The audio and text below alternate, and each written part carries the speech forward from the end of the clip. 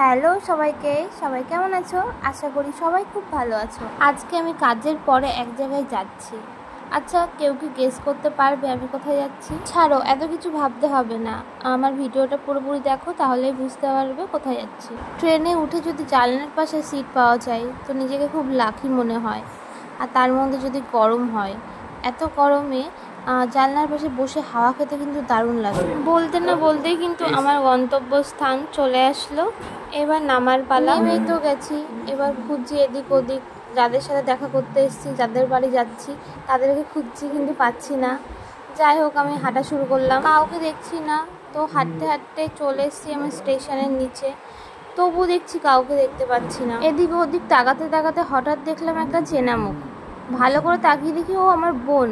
তারপরে মনে পড়লো আমি তো বোনের বাড়ি ঘুরতে এসেছি। যদি এটা রাস্তায় না হতো, এত লোক না থাকতো, তো আমি তো মারামারি শুরুই করে দিতাম ওর সাথে। আমাকে এতক্ষণ ওয়েট করিয়েছিল, তো আর মারামারি করলাম না। এখন বাড়ির দিকে যাচ্ছিলাম, তো তার আগে বোন বলল বাজারে যাবে। আর আসলেই বোন শুধু এদিক ওদিক দেখায়, দিদি এটা এই, এটা ওই, এইদিকে রাস্তা দিয়ে এইদিকে যেতে হয়। ও কিন্তু নিজেও অত ভালো করে চেনে না, ও ভাইয়ের থেকে যেটুকু শুনেছে, জেনেছে, বুঝতে পেরেছে, ওইটুকু আমাকে দেখায়। তো তারপরে বাজারে চলে আসলাম। আমাদের আস্তে আস্তে অনেকটাই রাত হয়ে গেছিলো। তো যাই হোক, বাজার টাজার করে আমরা চলে যাচ্ছি দিল্লি রোডে।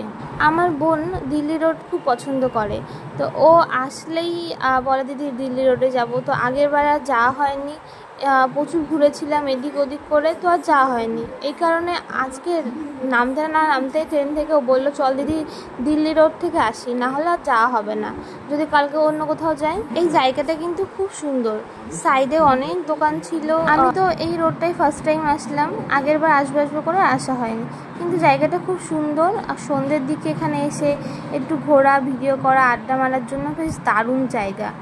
তো একদম এই রাস্তার শেষের দিকে চলে গেছিলাম আমরা। ওখানে একটা সুন্দর না ছোট্ট ক্যাফে আছে, তো বোন ওটাতে যায় আর আমাকে ভিডিও কল করে। এই যে ক্যাফেটা, আর এই রাস্তাটা না এখানেই শেষ হয়েছে। আর এই ক্যাফেটার ভিউটা খুব সুন্দর।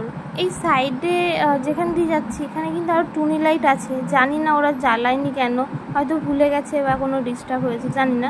তো যাই হোক, যখন বোনও ভিডিও কল করতো তখন কিন্তু দেখতাম ওই টুনি লাইটগুলো জ্বলতো। তো যাই হোক, ওটা জ্বলছে না তো কি হয়েছে, সুন্দর ভিউটা আর সব লাইটিং ডেকোরেশনগুলো খুব সুন্দর। আর আমি ভিডিও করতে, ফটো তুলতে ভালোবাসি, আমি বোন দুজনেই। তো ও আসে এখানে ভিডিও করে, ফটো তোলে, ওই জন্য বলছে দিদি তোকে আজকে আমি ভিডিও করে দিই, তুই যা, ওর সিঁড়ি দিয়ে আমি তোকে ভিডিও করে দিচ্ছি। আর ও কিন্তু হাতে বাজারের ব্যাগ ছিল, লজ্জা পাচ্ছিল। আমি বলছি দাঁড়া তোর একটু ফটো তুলে নিই। তারপরে আমরা ওপরে উঠে গেলাম। ওপরে ভিউটা আরও সুন্দর, ছোট ছোট বেশ লাইট আছে, ডিম লাইটের মতন। তোমাদের একটা মজার কথা বলি, এই যে এখন থেকে যে ভয়েসটা আমি দিচ্ছি, এটা কিন্তু 2 দিন পরে দিচ্ছি, কারণ বোনের বাড়ি গিয়ে যখন পরের দিন সকালে আমি এডিটিংয়ে বসেছিলাম, তা বোন বলল তুই বাড়ি গিয়ে এডিটিং করিস, এখন চল খাওয়া দাওয়া করবো, তারপরে আমরা ঘুরতে বেরোবো। আর ওখানে গিয়ে যদি আমি এডিটিং করি তো টাইম নষ্ট হবে, আর এমনি তো একদিনের জন্য এসেছিলাম, তো বেকার বেকার টাইম নষ্ট না করে ভাবলাম থাক, এটা পরেই করব। তো এই হয়েছে ব্যাপার। তো দুটোর ভয়েস একদম আলাদা, ব্যাকগ্রাউন্ডের সাউন্ডও একদমই আলাদা। যাই হোক, এইসব বাদ দিই, এখন আসি আসল কথায়। তো ওখানে গিয়ে আমরা অর্ডার করেছিলাম চা আর চাউমিন। মেন কথা, আমরা মোমো খেতে চাইছিলাম, কিন্তু মোমোটা না এইখানে দেয় না, সামনে রাস্তার পরে এদেরই দোকান, ওখানে মোমোটা পাওয়া যায়। জানি না এইটা নিয়মটা কেন। চাটা কিন্তু দারুণ ছিল, তো খেতে খুব টেস্টি। আর একটা কথা বলি, চাউমিন ভাই বলছে 3 প্লেট, এখানে কিন্তু 1 প্লেট আমরা 3 জন খেয়ে পারিনি, এতটা কোয়ান্টিটি দেওয়া ছিল। আর তারপরে এমনিতেও পেটে কোনো খিদেই ছিল না।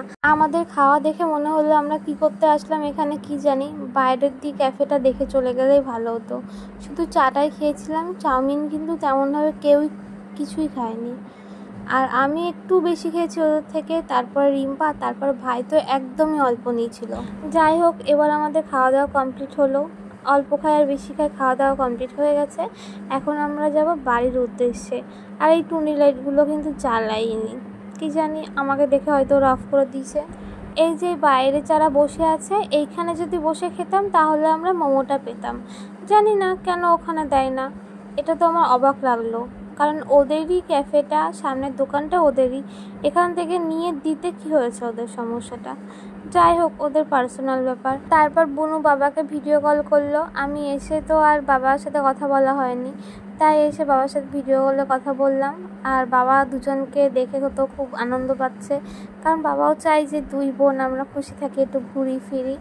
তো বোনও যখন ঘুরতে আসে না, ভাইয়ের সাথে ভিডিও কল করে, আমার বাবা মা দুজনে খুব খুশি হয়ে যায়, আমিও অবশ্য ভীষণ খুশি হয়ে যাই। যাই হোক, বোন বা ছেলে মেয়ে ভালো থাকলে আমাদেরই সবারই ভালো লাগে। দেখো দেখো কত গুরুজনদের মতন কথা বললাম। যাই হোক, এবার আসি মেন টপিকে।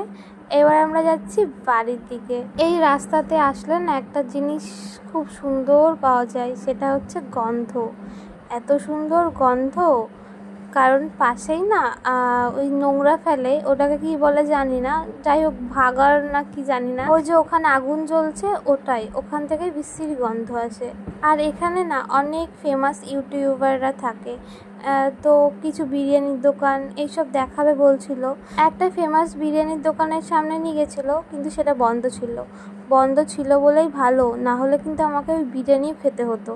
ওরা তো কিছু খাবে না, আমার জোর জবরদস্তি করে খাওয়াবে। আর এটা বুনু সেই ডগুটা যেটা মেলার থেকে নিয়ে গেছিলো, ওর নাক খুলে গেছে।